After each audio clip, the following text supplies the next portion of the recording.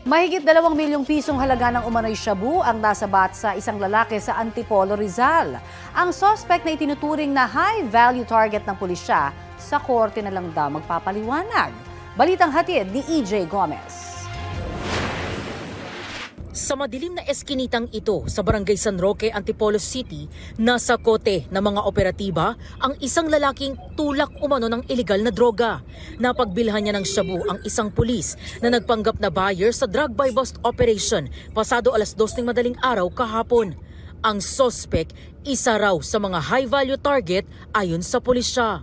Yung kanyang kumbaga naging amo is arrested. And from there, nagkaroon ng follow-up operation. Umabot po ng more or less 2 weeks since the arrest of his immediate handler. Then, based on the details na binigay sa ating operatiba, ay natuntun natin itong isa pang high-value individual. Nakumpiska sa sospek ang 6 na pakete ng umano'y shabu na tumitimbang ng humigit kumulang 310 grams at nagkakahalaga ng 2.1 million pesos. Lumabas sa investigasyon ng pulisya na sa Metro Manila nang gagaling ang supply ng droga ng sospek na ibinabagsak niya sa Antipolo at mga karatig bayan. Kumain lang po ako, ma'am. Kumain lang po kami doon sa lugar. Sino po yun? Nakasabay ko lang po siya.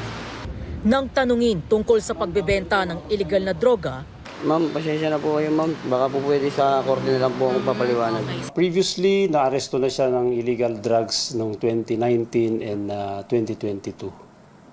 At nasa probation siya ngayon.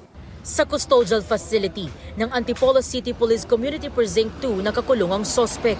Sasampahan siya ng paglabag sa Republic Act 9165 o Comprehensive Dangerous Drugs Act of 2002. EJ Gomez, nagbabalita para sa GMA Integrated News.